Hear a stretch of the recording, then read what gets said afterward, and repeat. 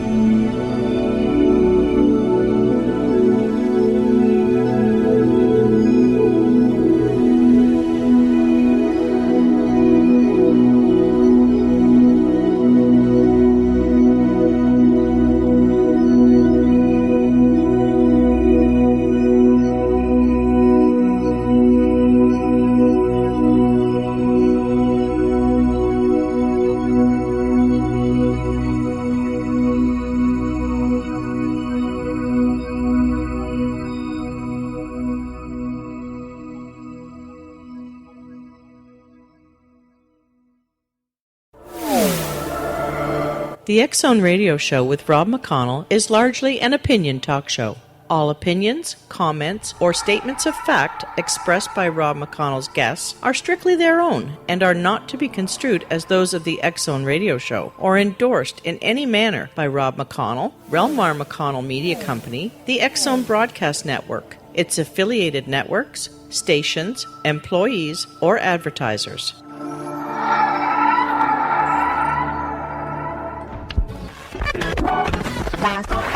All Hit Radio.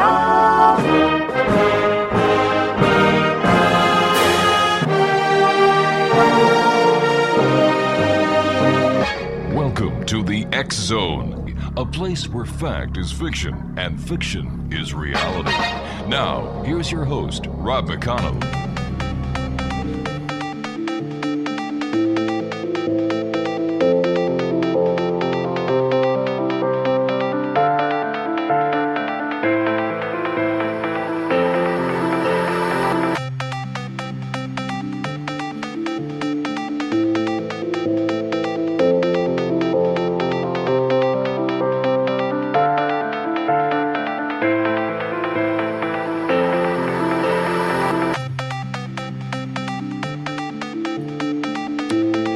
And welcome to the X-Zone, everyone. My name is Rob McConnell. We're coming to you from our broadcast center in Hamilton, Ontario, Canada, on the X-Zone Broadcast Network, Mutual Broadcast Network, Talkstar Radio Network, and in Europe on Radio X. If you'd like to send me an email, xzone at xzoneradiotv.com, on all social media sites. One simple address, X-Zone Radio TV. And you can always check out what's been going on, is going on, and will be going on the X-Zone Radio Show by visiting our website at xzonerradio.com. My first guest tonight, X-Zonation, is Dr. Williams. He is a Ph.D., a psychotherapist practicing in New York. His choice of profession is an outgrowth of three major interests: philosophy, deep psychology, and spiritually. He received a BA from Columbia University, majoring in philosophy, an MS in psychology from Yeshiva University, and a Ph.D. in vocational rehabilitation counseling from New York University. His dissertation topic studied the relationships among male heroin addicts, selected treatment programs, and ego weaknesses. Now, he continued his involvement with addiction, working with a number of New York substance abuse programs. He was the assistant director of Odyssey House, a therapeutic community. His duties included planning, developing, and coordinating therapy, practicing in overall policy decisions and patient evaluations, administering and interpreting psychological tests, leading and supervising individual group and marathon therapy sessions. Now, we're talking to the doctor tonight, amongst other things, about, well, he's got a new book out, and it's a very interesting topic. It's called Demystifying Meaningful Coincidences, or Synchronicities, the Evolving Self, the Personal Unconscious, and the Creative Process. And joining me now is Dr. Gibbs Allen Williams. And Dr. Williams, welcome to the X Zone, sir. Thanks very much. Pleasure. Oh, okay. Synchronicities, coincidence. Where does that fit into the life of a person? Is it psychological, or does it have to do with spirituality, or maybe both? Well, if you asked me 45 years ago when I first started to research this, I was a de facto Jungian, and I was up to my earlobes in the esoteric occult and I guess what you would call spirituality. However, given my particular trip and an 11-year Freudian psychoanalysis where I plugged in critical thinking, I have become a renegade in the synchronicity field. And while I may feel to some extent we're talking about spirituality, it's to be redefined by the earth plane, nothing transcendent as far as I'm concerned. Now, so what is your definition of a synchronicity or a coincidence? The difference between a coincidence and a synchronicity is that coincidences occur all the time. It's simply something that we see, we perceive, and that is coincidental to whatever we're experiencing. The difference between a coincidence and a synchronicity is the special meaning attached to the link between what's inside and what's outside. And how many synchronicities or coincidences would you estimate an average person has on an average day of their lives? Only speaking for myself and patients who are synchronistic prone, I think it really varies from person to person and time to time. I think it is no coincidence when an individual experiences one or more synchronicities. All right, we're going to be talking more to Dr. Williams when we come back from this 2-minute commercial break. My name is Rob McConnell. This is the X Zone. We're coming to you from our broadcast center in Hamilton, Ontario, Canada. The X Zone is a place where people dare to believe and dare to be heard. It's a place where fact is fiction and fiction is reality. And we're here Monday through Friday on the Mutual Broadcast Network, X Zone Broadcast Network, Talkstar Radio Network, and in Europe on Radio X. And we have some important news coming up next week. Don't miss it.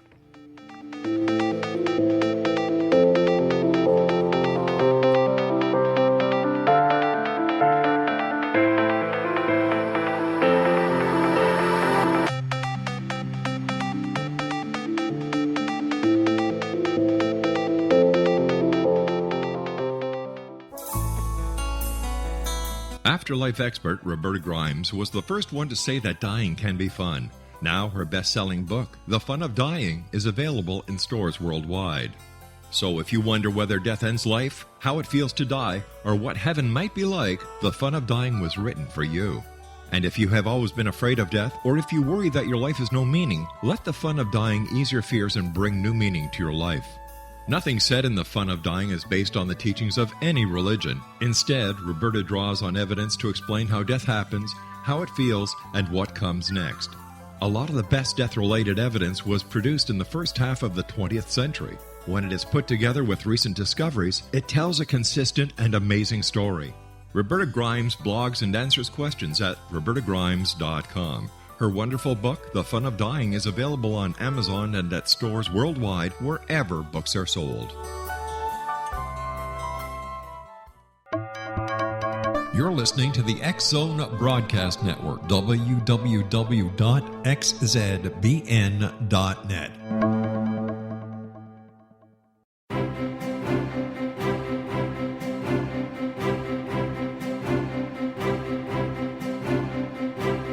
While science pursues fact, magic accesses the quantum level, bridging random facts to form truth. As long as science and magic remain separate and polarized, the truth cannot be known. I'm Wilda Wiecka. Join me on the Science of Magic radio program dedicated to unification and evolution of consciousness. During each episode, I'll be speaking with experienced and respected scientists and mystics. From astrologers to astronomers, from medical doctors to shaman, the scientific method to dowsing and intuition, we will weave together information from seemingly divergent practices to promote unity and enlightenment. Join me, Wilda Wiecka, and the Science of Magic right here on the X Zone Broadcast Network. For more information, visit www.thescienceofmagic.net.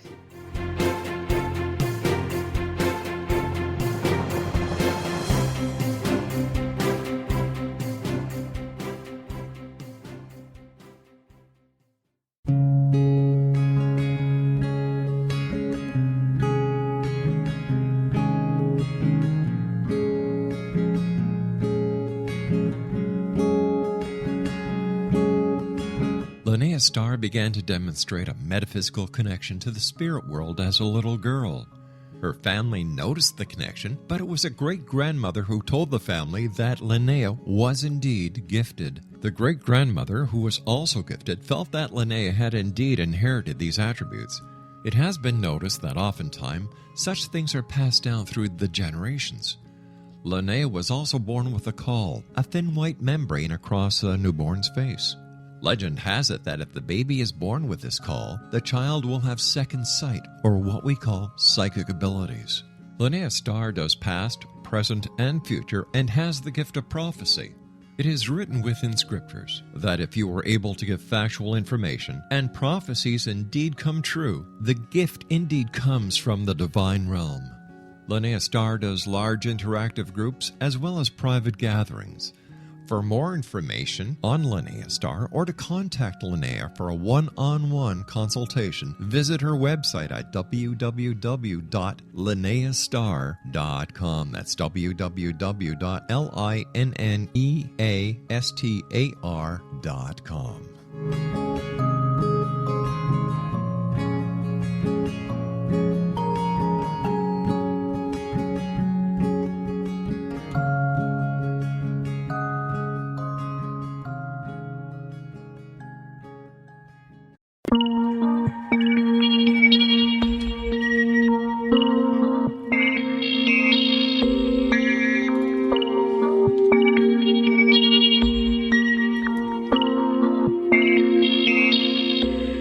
Welcome back, everyone. Dr. Gibbs A. Williams is our special guest this hour. We're talking about demystifying meaningful coincidences or synchronicities. If you'd like to contact Dr. Gibbs, Dr. Williams, it's ready? Got your pencils and paper ready, gang? Okay. GibbsOnline.com. That's GibbsOnline.com. And Dr. Williams, thanks very much for joining us tonight. Great pleasure talking to you, sir. Thank you. So, how do we rationalize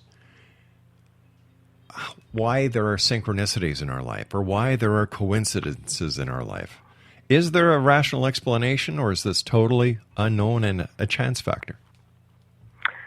Well, when I first got interested in coincidences, when I was age 19, I started to keep a 36-year journal peppered with about 19 major synchronicities that I thought about later on when I realized what they were.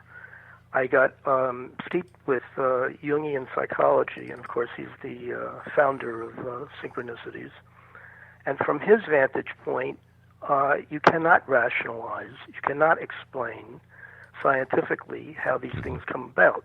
Having been a philosophy major at Columbia, and I guess just aggravated when somebody insists that they can't explain something rationally, I took a look at his three anti-causal or anti-intellectual arguments, and my book is largely a derivation of rebutting what he thinks are irrefutable arguments against causality. The first argument being you can't find a method, you can't use scientific method to pin them down because they're elusive, they're like firefly sparks. The second one is the question of meaning. He throws out causality and substitutes correspondences or meaningful connections. And the third one is the issue of time, where these things often feel amazing and uncanny because of the feeling that they're happening simultaneously. My research of 50 years is, as I said, refuting each of these arguments and finding a way to make a science of synchronicities. When you look at a person, or when you look at society in general, Doctor, do we complicate life more than it needs to be complicated? Well, if you speak to my wife, she will say, "You're always complicating life, Gibbs. Would you please settle down?" I think maybe my interest in the subject matter starts from the vantage point that as a 13-year-old, I look back at myself as rather weird, because I used to ask people, in all honesty, what's the nature of reality? And to some extent, I guess it was showing off. To another extent, I think I was really serious, and I've always been interested in issues of speculative philosophy. Where are we from? What are we doing here? What's the meaning? What's a meaningful life? How do we know it? And what's real? And what's essential? No, I'm inclined to think we don't complexify life enough. We're very much interested in easy answers to very complicated questions, such as I believe Jung was. I think he short-circuited the whole thing and got much too gooey and much too... we need critical thinking. I think that is a major world issue. Take a look at our politics. You'll see exactly what I mean. I'm not even going to go there. I'm just going to stick with it. You don't have to. That's perfectly okay. Yeah. You will see that I would love to. Not tonight, but that's. I think we need to ask more questions rather than to grab onto what I think are much too easy solutions. So how much? All right, let's talk about the elections just for a second here. How much influence does the media have on the American public when it comes to swaying people whether or not to vote for a particular candidate or another? You know, the word media is an interesting word. If you're talking to Republicans, they'll tell you that it's the goddamn liberal meaning, if I can use such terminology. You just did. If you talk to the Democrats, they'll talk to you about Fox Radio. So the truth of it is, the media is whoever happens to be on at a particular moment and how persuasive they are. I think they have an enormous amount of power, and I'm generally upset, again, by the lack of critical thinking. Yeah, it seems that in today's society, we just take everything as it's given to us.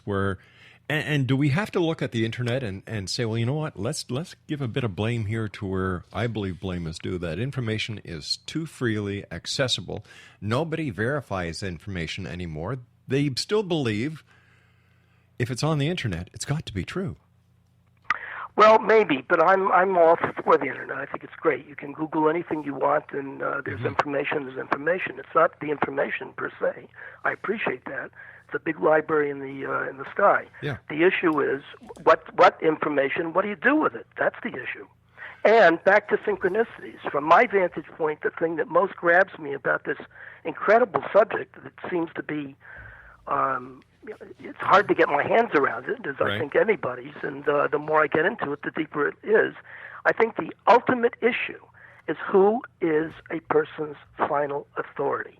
Is it God and some external source that you may call spirituality, and or is it essentially you? I believe you're stuck with you as your own final authority. Let me ask you this, sir, and there's no disrespect meant here to you or to your profession, but you know, you've got a Ph.D. from New York University, you've got a master's from Yeshiva University, and you've got a bachelor's degree from Columbia University. Beyond a shadow of a doubt, sir, you are a very smart person.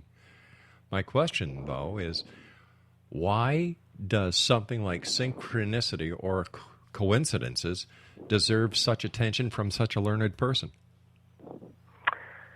Well, because after having them and finding that they have to do with significant transformative change, and realizing that they, as I said, they're not coincidental when they happen.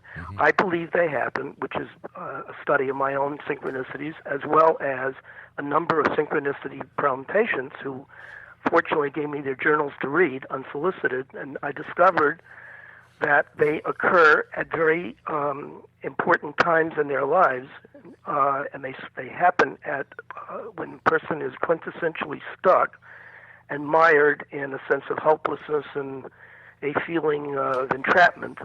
And I have discovered that if they have an attitude of struggling with struggling, it will initiate what I believe is everybody's own unique creative process. All right, sir. Based on the studies you've done, based on your wealth of information and your very impressive education, sir, who do you then point to as responsible for the synchronicities that occur in someone's life?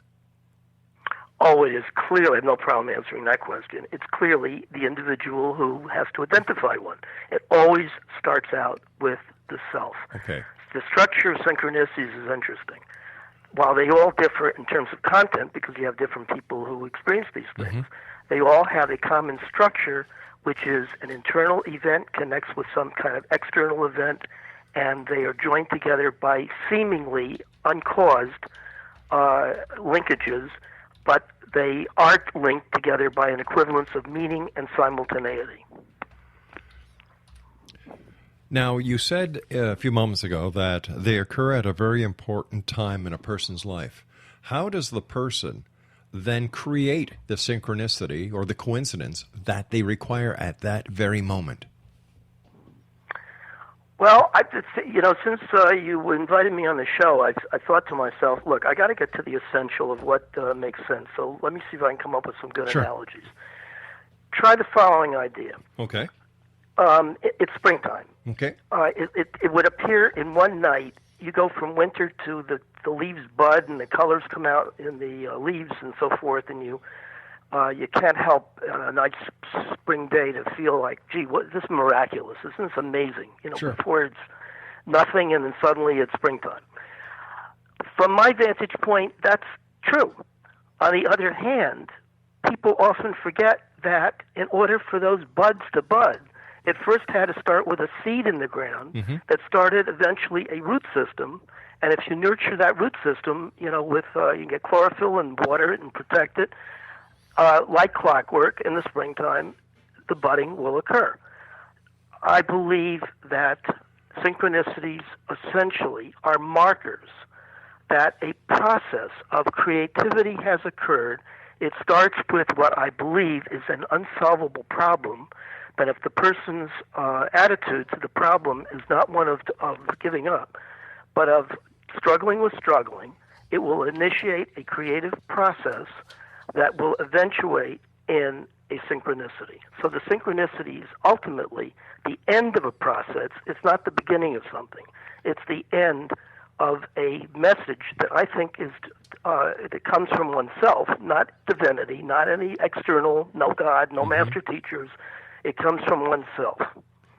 Okay, so are you saying then, if I understand you correctly, that these markers could actually be interpreted as markers in destiny? Well, the destiny of the person. Let me give you an example. Okay. A few years ago, I had a patient who was suffering from a very bad marriage.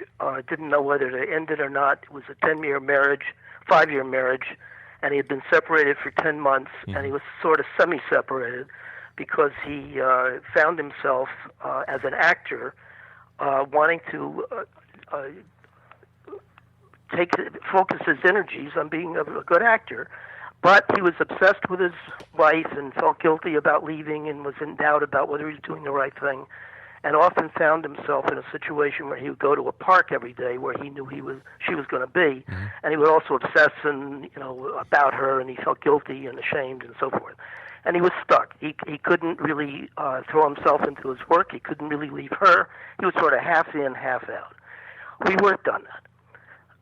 Over a series of probably, 25 sessions or so, it turned out that he had an enormous dependency problem, and it affected his father to get married to, and it was a bad marriage. And he ultimately overrode all of his instincts, which had warned him, "Don't do it," but he did it, and he overrode it, and it eventuated in disaster. All right, Doctor, we've got to take our news break. Please stand by. We'll continue this cliffhanger on the other side of the news. Exonation. To contact Dr. Williams, GibbsOnline.com, and Dr. Williams and I will be back on the other side of this break as we continue here in the X Zone on the Mutual Broadcast Network, Talkstar Radio Network, X Zone Broadcast Network, and in Europe on Radio X.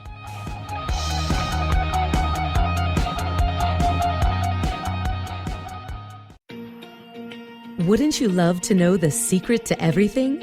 Well then, meet Dr. Kimberly McGeorge and her cutting-edge breakthrough knowledge that combines science with possibility. Dr. Kimberly brings real-life answers and healing to those open to alternative solutions.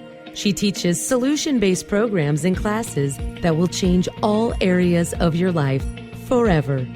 Specializing in conscious creation, intuitive readings, and energy medicine, you can rapidly shift health, relationships, business, and money and abundance challenges quickly. Receive her best-selling book, Secret to Everything, at no cost by going to secrettoeverything.com/X-Zone. That's right, transformation can start now. Just go to secrettoeverything.com/X-Zone and receive Dr. Kimberly's book for free. You're listening to the X Zone Broadcast Network, www.xzbn.net.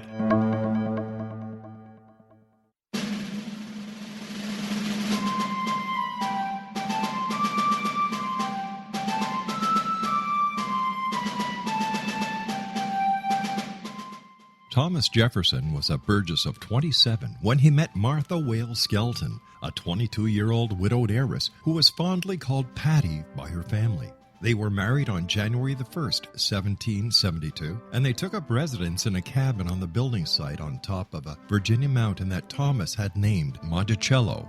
As Thomas and Patty slowly built their first version of the great house at Monticello, the Revolutionary War was heating up. Patty, with difficulty, bore 5 children, but only 2 girls survived. Thomas's political career developed to the point where he was often away from home, but after he authored and signed the Declaration of Independence in Philadelphia, he resolved never again to leave his wife. He was elected the governor of Virginia, just as that state became the Revolution's last battleground.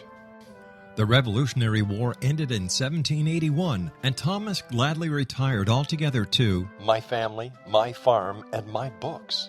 But Patty continued to want to bear her treasured husband a son, and late in the summer of 1782, she died of kidney failure at the age of 33, 4 months after having borne yet another girl. Thomas was so devastated by her death that he never remarried. He mourned her for the rest of his life, even as he helped to frame the peace in France and then became the first Secretary of State, the second Vice President, and the third President of the United States. This story is true. Thomas Jefferson was such an obsessive letter writer and record keeper that we know where he was and what he was doing nearly every day of his adult life. Every significant thing he says in My Thomas comes from his contemporary writings. My Thomas by Roberta Grimes is now available at Barnes & Noble, Costco, Target, Books A Million, Hudson Booksellers, Kmart, Walmart, Sam's Club, Walgreens, CVS, and online at Amazon.com. You can visit Roberta Grimes online at www.robertagrimes.com.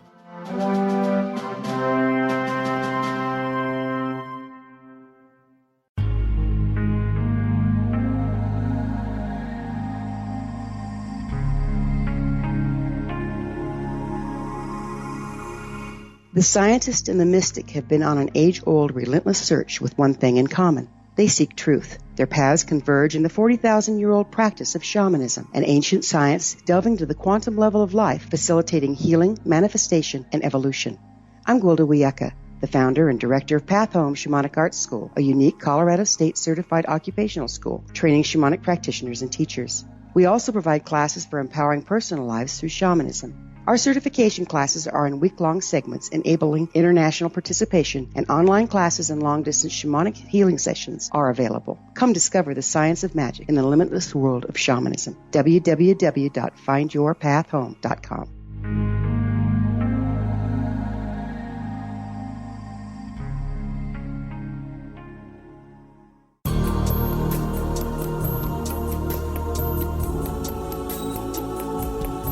Unwilling to be the government's deadly assassin, gifted psychic Kahara Mitchell went AWOL and ended up buried under rubble in the wake of a great tsunami. She regained consciousness far from Earth on the medical ship of a Daguerrean intergalactic fleet. Has she been rescued or abducted by aliens? The Chalice of Carrie, Kahira O'Donnell's latest paranormal science fiction romance, is the passionate story of an Earth woman and her destined mates, twin kings from another galaxy. Kahara uses her gifts fighting alongside Lords Rom and Ra in a war that will determine the destiny of galaxies. The Chalice of Carrie by Kahira O'Donnell is now available at KahiraO'Donnell.com or at Amazon.com.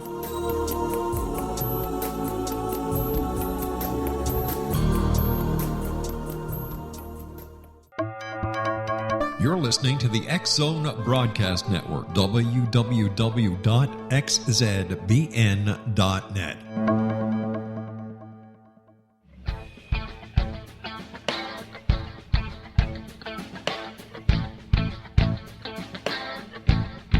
What Happened in Benghazi is revealed by Nicholas Genix, author of Obama, Islam, and Benghazi. He informs the American people that President Obama deceived them by advocating a strong foreign policy prior to the 2012 presidential election, and Hillary Clinton supported this deception.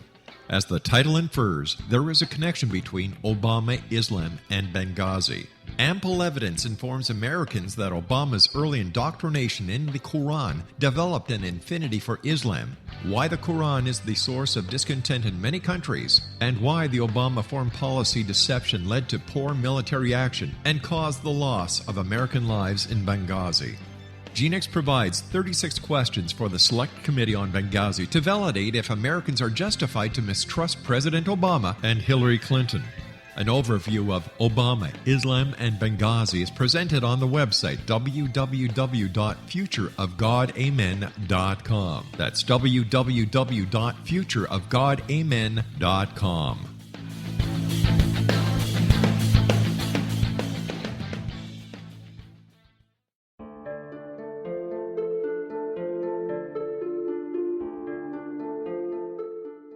Annie Callahan, dedicated to negotiating a position for Earth within the Daguerrean Coalition, had trained for 3 years to become an Earth ambassador.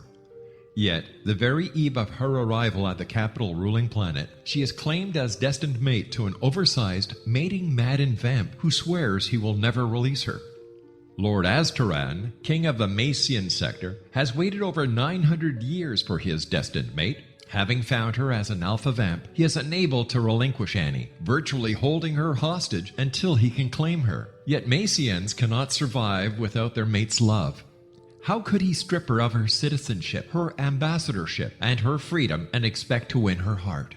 With All That I Am by Kahira O'Donnell is the latest book in this exciting series, The Daguerrean Chronicles, guaranteed to keep readers coming back for more. With All That I Am by Kahira O'Donnell is available on Amazon.com and KahiraO'Donnell.com.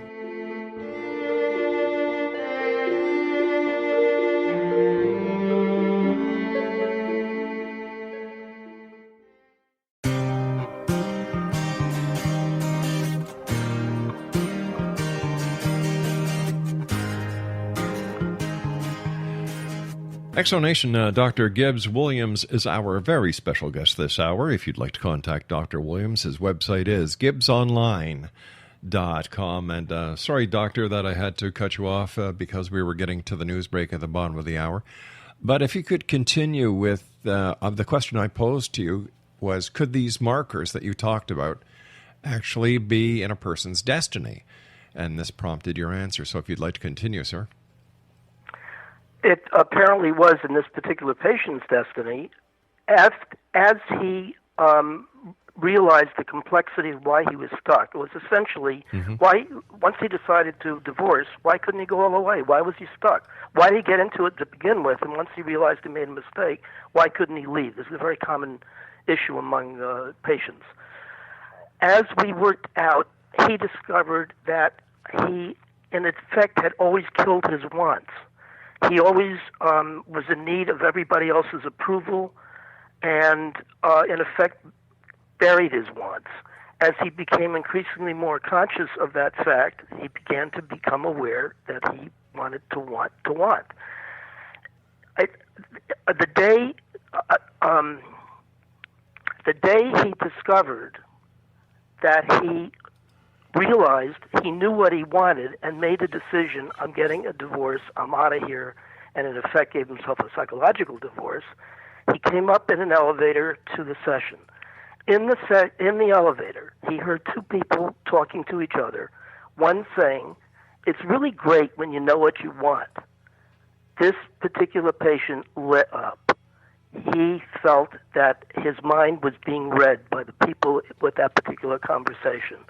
You can appreciate why it was so important. He felt it was uncanny, that the timing was remarkable, and in effect, from my vantage point, that was a major synchronicity for this patient, which indicated that he finally was aware of being aware of who he was and what he wanted. That's how these things work. But the fact that he believed that the people in the elevator were actually reading his mind, doesn't this tell you of some other problem that may be underlying the coincidence problem? You would make a very good therapist. Yes, that required another couple of years of therapy for this patient. And it's interesting because it gets to the issue of runs of synchronicities. And my experience is that if you view synchronicities in psychological context, which is the method that I use for making a science of these things, where you can pin them down, what you will see is that there is usually one core theme, and that the person is, in working it out, is moving from evolving states of consciousness, in which they're becoming increasingly more aware of what their issue is and working it out. If we can just go back to this patient here for a second, Doctor. Over the years of doing the show, 25 years of doing the show, and I've also been in law enforcement, I've come to realize that a lot of the problems that people face in their day-to-day life now stems back to their childhood. Oh, no question about it. And you know, that's why Freud will never die, because that was one of his major contributions.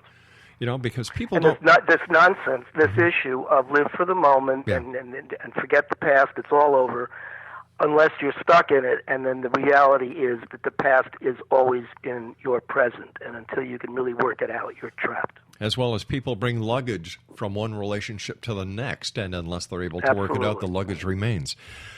Absolutely. Okay, so let me ask you this, Doctor. Can you give us some historical background in an attempt to understand the coincidence/synchronistic phenomenon?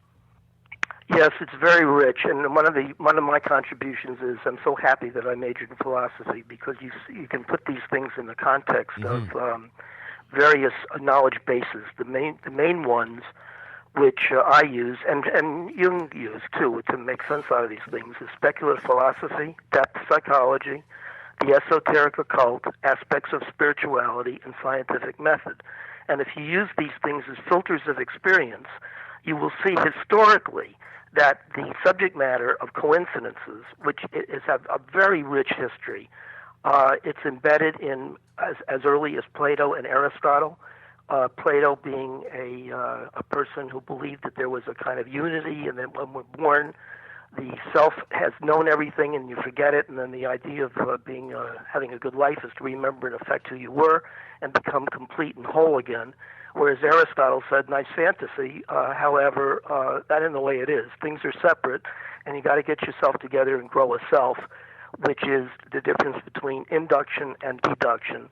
And that took root with the internecine fight between Freud and Jung, in which Freud, of course, was the originator of the personal unconscious, of which Jung agreed. However, he expanded to the collective unconscious.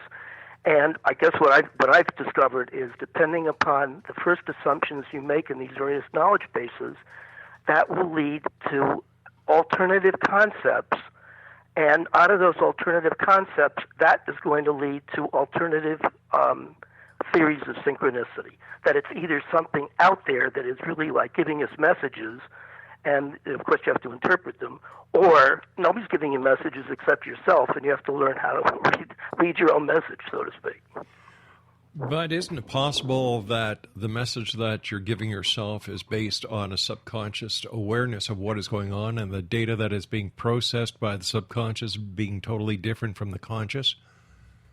Oh, absolutely. Well, I think you're making an important point, that synchronicities, in effect, are a interface between the me and the not me, or one's consciousness and one's unconscious, and that when the unconscious becomes conscious, that's the point at which a synchronicity occurs.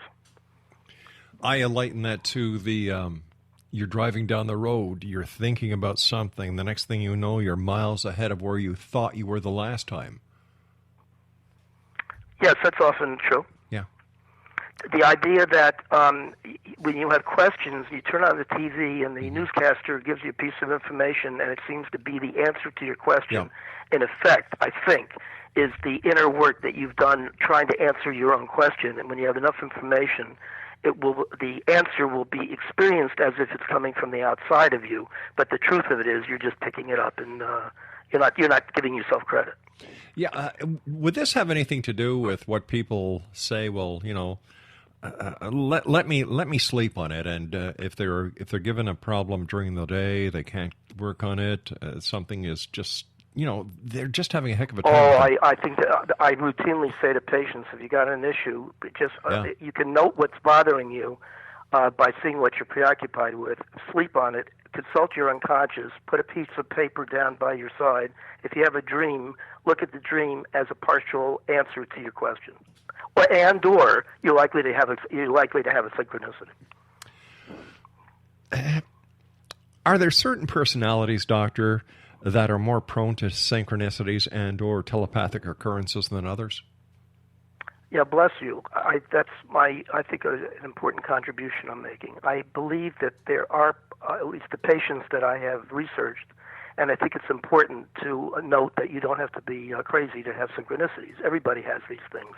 However, people who are particularly synchronicity prone tend to be people who are almost preoccupied, obsessed with wanting to have meaningful connections, in which they tend to feel quintessentially stuck between progression and regression. They have doubting manias. They often feel empty. They are very philosophically minded. They're concerned with meaningful connections, but at the same time, they have a difficulty in sustaining meaningful connections, and I found what I think is a major issue among at least the patients I'm talking about, that they have a conflict in the so-called conflict-free zone of synthesis. They want to get together and focus their energies at the same time. They are afraid to do it, so that they're sort of stuck.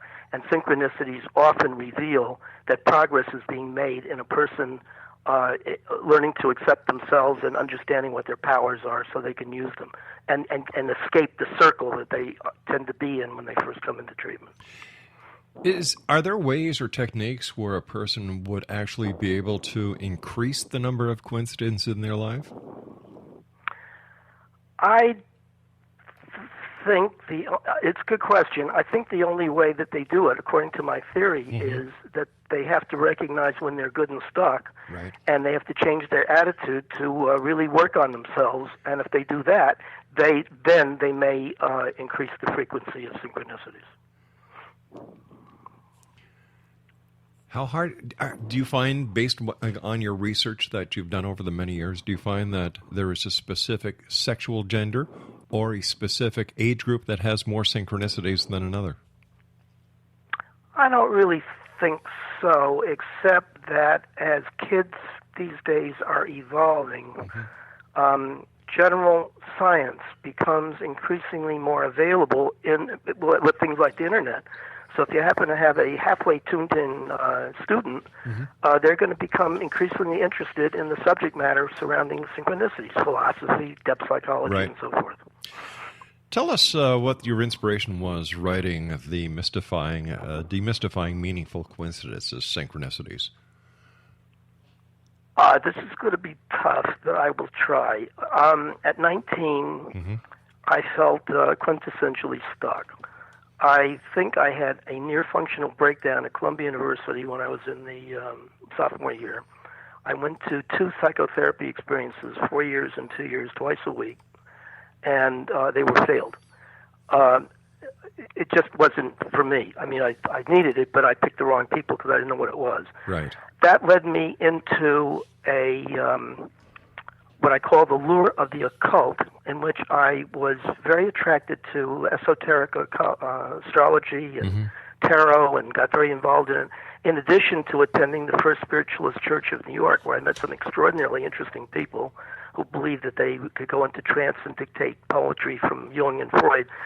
In any event, that led me into Jung and studying synchronicities. However, I realized more and more that there was nothing perfect, and there was politics and spirit land too, which turned me off. And then when I read Jung, and he was insistent that you can't really make rational sense out of these things, my days at Columbia kicked in, and I thought to myself, I'm not being true to my own nature. And that, in a way, that led me to work at Odyssey House with heroin addicts. And just tonight, I realized that one of the appeals of doing that was that I was surrounded by people who were dealing with not only stuckness, but altered states of consciousness. And that led me into a state of enormous confusion, which led me into an 11-year psychoanalysis, where I was able to develop critical thinking, and then my interest in this subject just mushroomed. And it's still today, it's endless. So do you really believe, Doctor, that the realm of the esoteric, psychics, tarot cards, and spiritualism is a cult? Well, it's like anything else. Therapy could be a cult too. Anything could be a cult. It's a question of who's doing what to what aim. I worked with some very enlightened people. I studied it with some extremely interesting people who I think were quite dedicated. From my vantage point, I'd love to write a paper on this. To my way of thinking, self-psychology, which was only came into existence in 1950 with Cohat's The Analysis of the Self, I believe that the study of the occult, things like tarot and Kabbalah and so forth, was really self-psychology before self-psychology got into an existence. And it was appealing to me because it dealt with the whole person rather than parts of me. All right, but here you are, a fully trained psychologist, psychotherapist. You've gone through psychoanalyst. You've gone through the hoops that society says you have to get a BA, MS, and Ph.D. Right. We have people going out there today, Doctor, going onto the internet, reading various websites, and going out and, basically counseling people. Now, I don't agree with that. I agree, let the experts take care of an expert field. Like you've got these so-called ghost hunters, these so-called paranormal investigators who go and do an investigation, and they try to extricate or solve the problem. I think that what they are doing is they're tampering with people's lives where they have no business tampering. This should be left to the professionals. I am in full agreement, and let me go back to what I said to you in the beginning when you used the word magic. Yes. From my vantage point, when I give workshops on this subject, I say, I want you to imagine that you're attending a one-trick magic show. And the magic show is the magician says to the audience, look, I'm going to do this one trick, and I guarantee you're going to be dazzled. At the end, I'm going to give you a choice as to what you want to do. So he runs the trick, and everybody in the audience is dazzled. He says, now, everybody has a choice. If you want to have the trick done again, you can come back, no extra charge, and you can see me do the trick over and over and over again. You will be equally dazzled. However, there are some of you who would like to know how the trick is done. For you, I will show you how the trick is done. Now, buyer beware. There are advantages and disadvantages to both.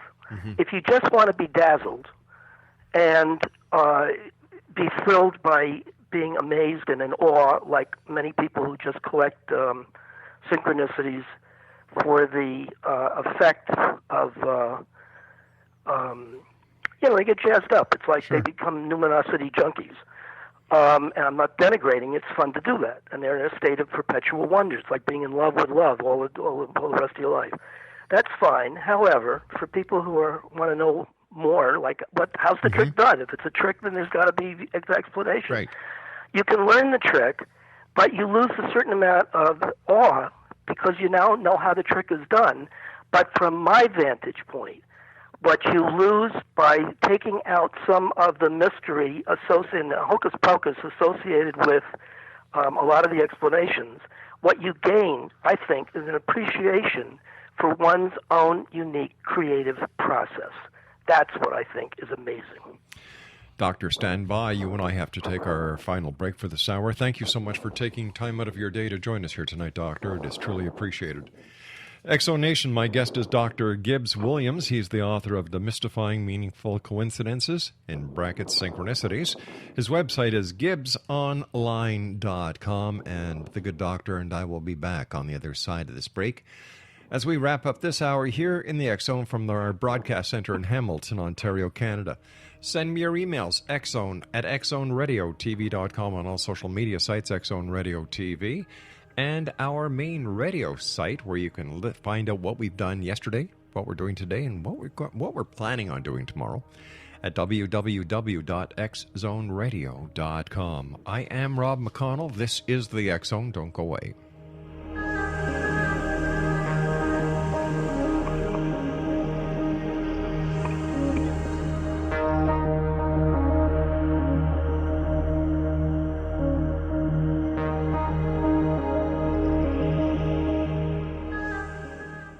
Little children aren't the only ones afraid of the dark. Millions of soldiers return from war zones with PTSD, anger, frustration, fear, and loneliness, much of which surfaces during the darkness of the night. You have the chance to change the lives of these American heroes. Songs and Stories for Soldiers.us provides free MP3 players for these men and women. With a list of 3 million songs in 16 different styles, 100,000 audiobooks, and 30,000 old-time radio programs, every veteran can find something to soothe and comfort them at no cost. All our players contain an 8-hour audio program designed to help veterans fall asleep. With 1,500 plus vets now participating, it's our goal to deliver 10,000 audio players this year. Go to our website at songsandstoriesforsoldiers.us. Help us help a veteran make it through the night.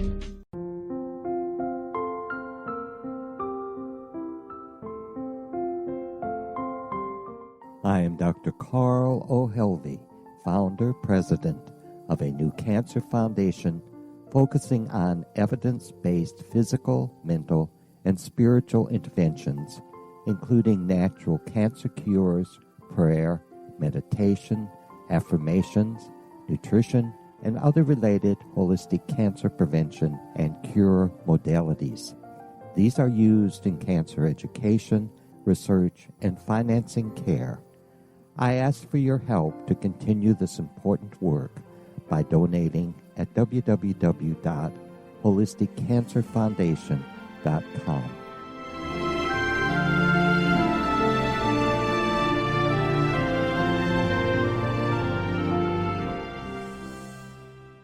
You're listening to the X Zone Broadcast Network, www.xzbn.net. If you enjoy reading a good mystery with a touch of the paranormal, then you'll love From Out of the Woodwork by William S. Peckham.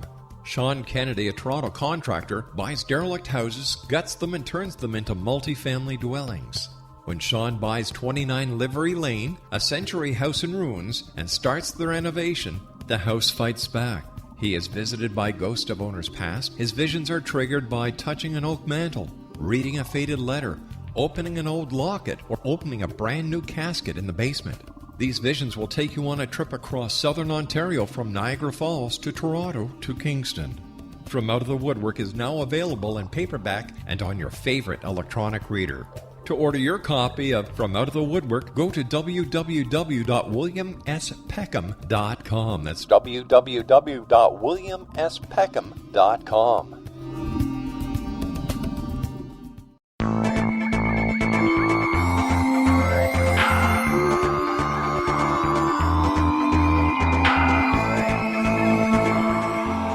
Don't forget, Exonation, you can listen to The Science of Magic with Gwilda Wiyaka right here on the X Zone Broadcast Network and on Saturday and Sunday on the Mutual Broadcast Network. You can also go and listen to our archives at www.thescienceofmagic.net.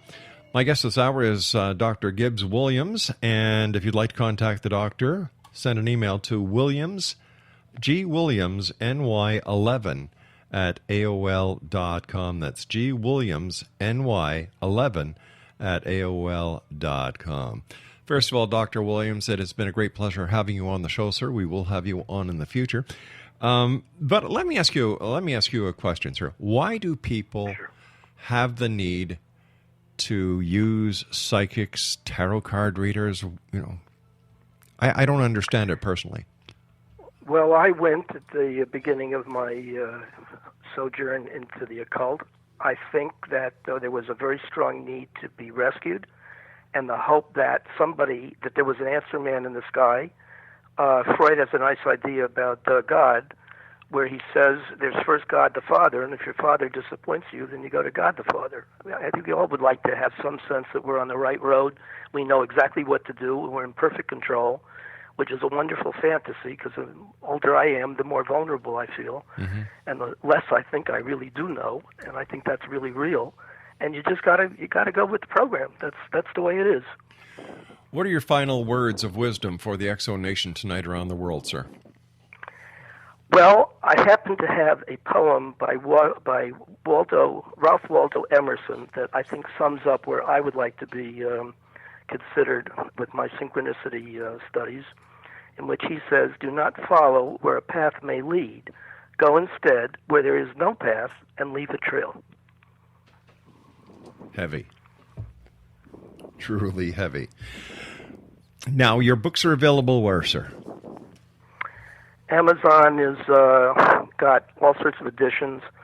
I think the reason why I have not been read widely, which I should be, because I got a really good book, was the hardback edition was originally $90. Nobody's going to spend $90 on a hardback for anything. It was recently put into a Kindle and paperback for considerably less. So let me make an offer, by the way. If anybody wants to buy this thing, buy it. If you don't like it, send it to me. I'll pay you the amount of money. Wow, money back guarantee. Money back guarantee. By the author, no less. Doctor, thank you so much for joining us. I stand by my stuff. You know what? I admire that about you, sir. That and much more. Thank you so much for sharing your wisdom, your knowledge, and the fascinating information on coincidences and synchronicities. And I look forward to the next time you join us here in the X Zone. Thank you very much. It's a great interview. Thank you, sir. Exo Nation, Gibbs A. Williams has been our guest this hour. He's a doctor, 3 degrees. Like, this man knows what he's talking about. If you'd like to contact Dr. Williams, his email address is gwilliamsny11 at AOL.com. That's gwilliamsny11 at AOL.com. Now, I'll be back on the other side of this commercial break with the news as we continue here in the X Zone from our broadcast center in Hamilton, Ontario, Canada. Once again, if you'd like to send me an email, xzone at xzoneradiotv.com, on all social media sites, Xzone Radio TV, and our main radio website where you can listen to the X Zone, 724-365, our past shows, as well as find out what we're doing today, what we've done in the past, and where we intend on being in the future at www.xzonerradio.com. I'll be back on the other side of this news break as we continue investigating the world of the paranormal and the science of parapsychology from our broadcast center in Hamilton, Ontario, Canada. I am Rob McConnell. We'll be back. Don't go away.